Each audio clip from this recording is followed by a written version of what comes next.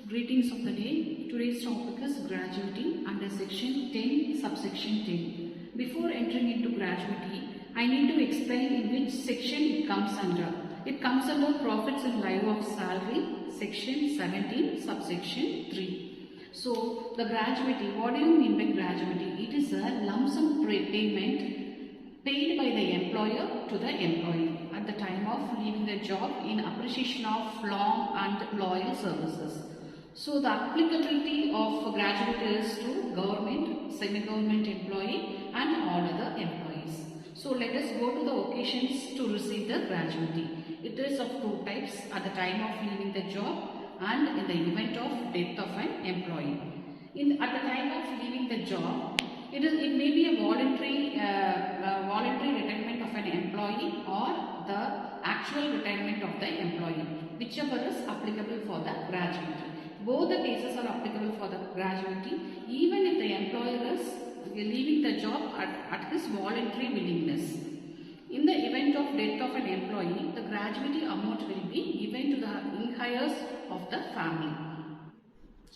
Next we will move on to exemption of gratuity under section 10, subsection 10. It is divided into two types. One is government employee under section 10, subsection 10 and subsection number 1. For the government employees, whether he is a government employee, semi-government employee or any employee related to the government comes under local authority, the receiving of gratuity is fully exempted. In the case of non-government employee, that is under section 10, subsection 10, number 2 and 3, it is further divided into two types.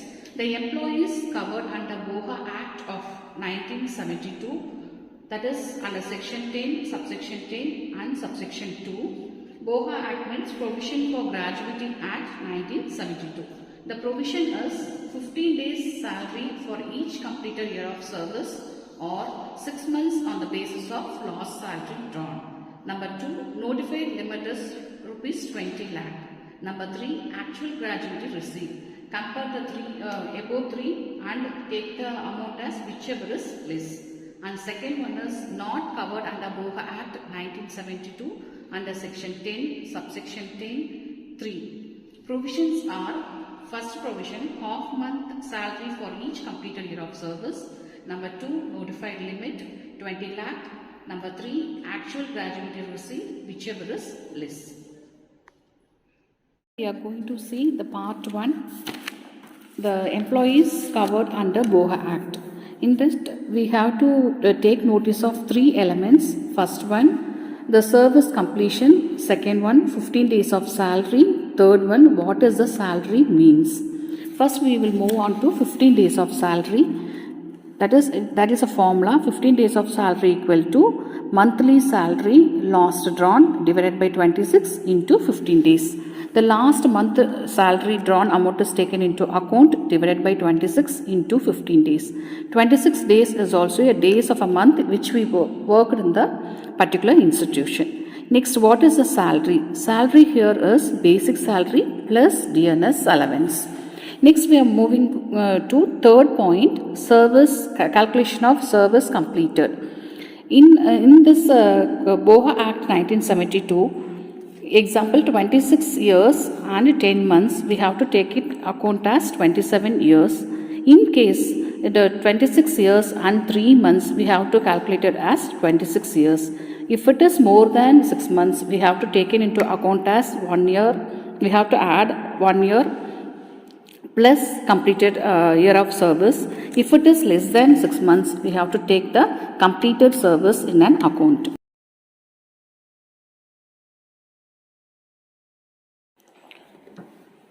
Next, we move to the solution. First one, calculation of year of service.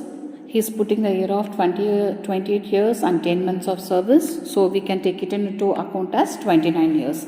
If it is 28 years and 3 months, we have to take in account as 28 years. So, if it is more than 6 months, it is alternately coming to 29 years.